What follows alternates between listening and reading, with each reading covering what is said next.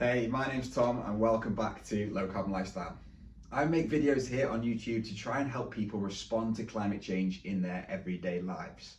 Because this issue is that important and each of us need to do something to change our everyday life to reduce CO2 emissions. Whoa. Hang on a minute. That's exactly what the system wants you to say. The reality is that individuals can barely scratch the surface of emissions. 100 companies are responsible for 71% of the total global emissions. And it was BP that popularized the term carbon footprint, trying to get out of their responsibilities and put the blame on you. We do need the system to change to tackle climate change. Well, yeah, I guess that is true, but the system isn't going to just come and swap you a boiler for a heat pump at your home, or get you to travel by train rather than plane, or get the bike out the shed and oil the chain so that you can leave the petrol car at home. We need to do something in our own lives and take some responsibility for our own emissions. Even if it's small, marginal changes, when they're added up, make a big impact. Surely. Yeah, maybe that is true, but that suggests that we can all afford to live low carbon lives. We need the government to make it easier. Tax oil and gas profits, invest in the transition away from fossil fuels, invest in green skills, a Green New Deal.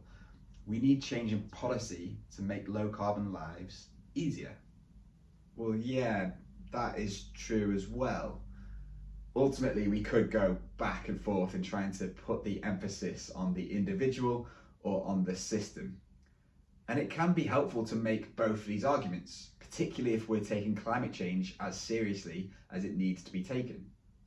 So, are individual actions as important as systemic change?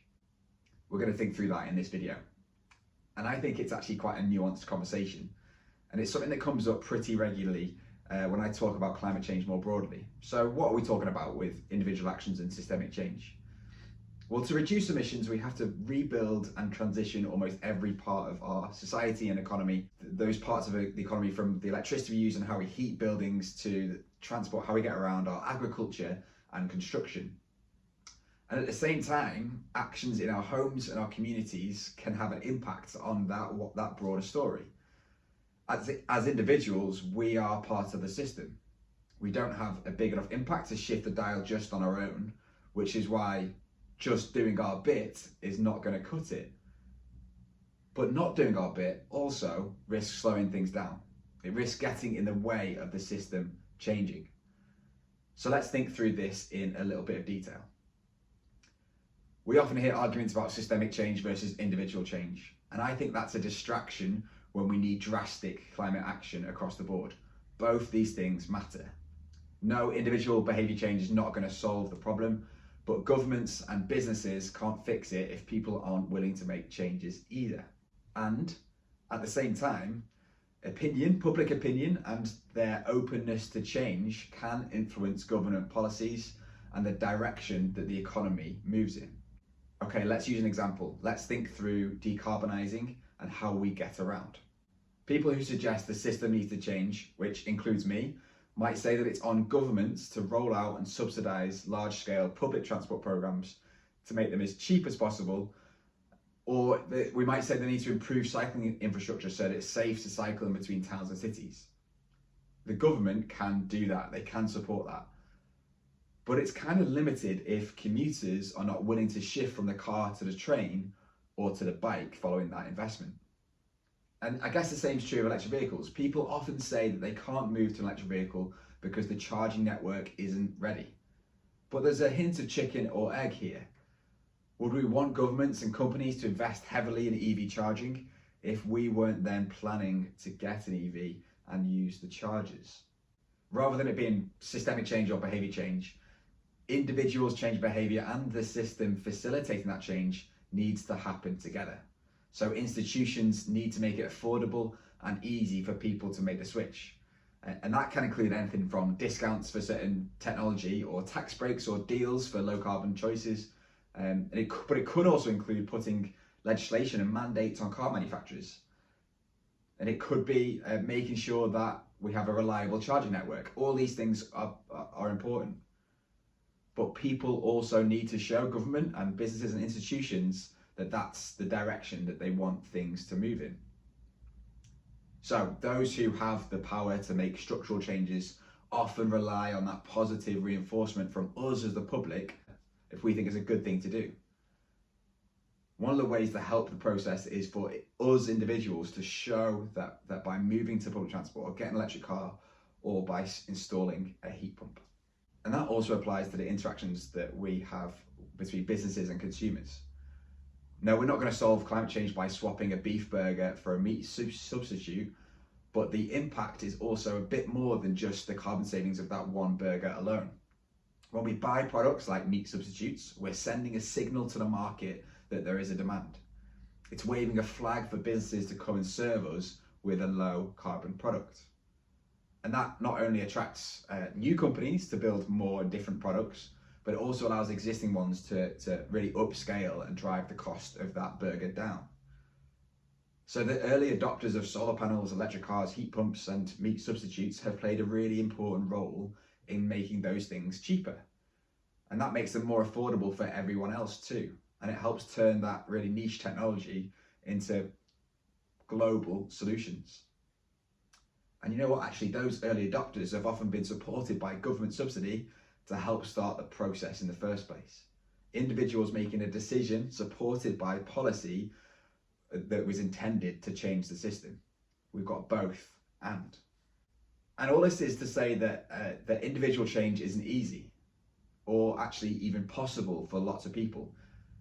Those things I've mentioned, solar panels, heat pumps, electric vehicles, they're still very expensive things to buy, and they can be disruptive to what we're used to. Public transport doesn't exist for some people in a way that could work on a daily basis.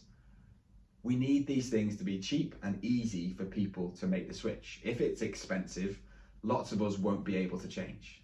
If it's difficult or inconvenient, then that change is likely to be slow, even if we wanted to. If you hear me ranting about climate change, sometimes I might talk about wholesale change being needed to respond to this crisis. A whole revolution in how we do things. And I've got some sympathy for the kind of campaign that would ask for change in our society as quickly as possible. But for many, that seems absurd. So maybe we need to make that kind of change as easy as possible. And to do so, we could give like-for-like substitutes or swaps to make our everyday lives lower emissions. If people like driving a petrol car, then maybe convince them to go electric is good enough rather than completely changing their lives. Of course, we should also invest in public transport and in bike lanes to make it even more attractive for them to leave their petrol or electric car at home. But many of us are still going to get a car for journeys that can't be taken conveniently on the bus or by bike. And then with food, loads of us like eating hamburgers. So maybe we can give them an almost identical plant-based burger. Again, this is trying to make it as easy and convenient for people to make a low carbon decision. They don't have to learn a new vegan recipe. They just need to swap out what they used to have, a beef burger, for a plant-based one. Getting people to substitute for their normal life, their existing behaviors for a similar low carbon equivalent is probably much easier than getting people to stop doing something completely. And yeah, that's probably imperfect, but sometimes perfection can get in the way of progress. And we need to make progress on reducing emissions much more quickly. Some people that you see in the media, in politics, online, that really want to slow down action on climate will try to suggest that policies intended to reduce emissions would kind of like ruin our lives. People are saying they want to take away our cars, they want to keep us cold, and they want to force us to go vegan. They want to take away the things that we enjoy in life. And let's be clear, that's not true. I actually think responding to climate change could make our lives much better, even if Nigel Farage would like to tell you that that's not what's going to happen. And if we believe that kind of story, it's likely to make decarbonisation a constant and difficult and polarising battle. It's not political, these are just good steps we can make. So the way that I think we could approach behaviour change and respond to climate change is, rather than taking things away from people, we are giving people what they want or what they need, and we're doing it in an affordable and easy and as low emissions way as possible. And let's be clear, what they want isn't necessarily a petrol car or a gas boiler. It's a convenient and comfortable way to get from A to B, and a convenient way to warm a home. And we could do both of those things without emissions. And the role of the broader political, economic and corporate change, so that systemic change, is to make it affordable and easy. So we need the system to help us change. And there's a wide range of things that we could change. So how do we prioritize that as individuals? It does seem fairly clear that the phrase carbon footprint was part of a PR campaign paid for by BP. And that makes me feel kind of sick. This incredibly profitable company that's responsible for environmental disaster around the world, bringing out an incredibly effective campaign to shift responsibility away from them and over to individuals. So I get that carbon footprinting is a problem, but despite this, it can be quite helpful. It can help us understand where we should prioritize our action and on our change. So when I started this channel in 2020, my first video was about exactly this. I've got a little rule of thumb to work things out. So for every kilowatt hour of electricity you use, every kilowatt hour of gas you use, every mile you drive or mile you fly, you emit around 200 grams of CO2.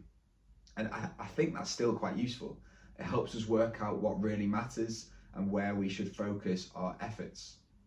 That's true for us as individuals at home, but it's also true for people at work, in workplaces, in schools, in our communities.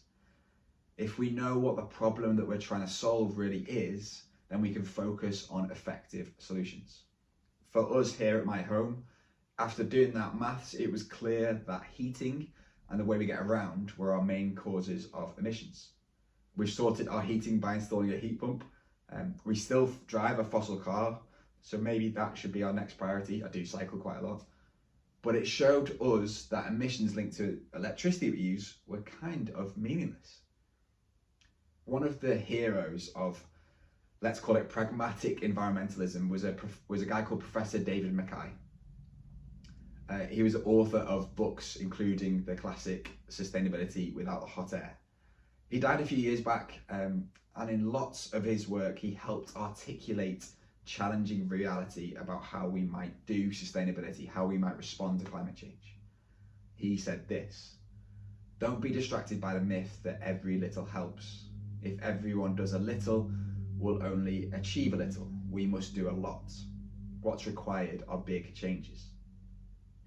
So if small actions from individuals aren't going to cut it, and the system won't change itself, what are those big things that we can start to change as individuals?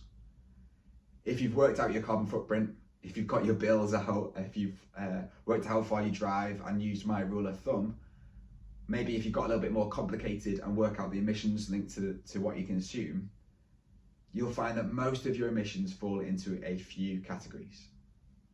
1, moving stuff around. 2, heating things up. And 3, the stuff that you consume or the stuff that you eat. And that means that there are a few areas that we can focus in on as we look to change our lifestyles. So number 1, getting around, driving. Maybe we should opt for cycling or public transport if we can. And if we need a car, then we should go to electric. It's much better for the climate than petrol. Flying, probably the most carbon intensive behavior that we can have, depending on how much we do it.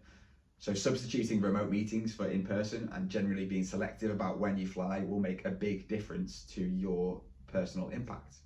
But I don't feel we need to beat ourselves up too much if we're going on a once-in-a-lifetime flight or visiting family abroad. Okay, number 3, diet. If you eat meat and dairy, this could be a big part of your carbon footprint. So moving steps towards a more plant-based diet, and I'm not saying we all need to go completely vegan, that could be one of the most effective ways to cut the impact of our diet and the emissions caused by our diet. And yeah, meat substitutes are often great. I love a Linda McCartney burger. And the 4th area, let's say heating, and that's probably the biggest energy consumer at your home.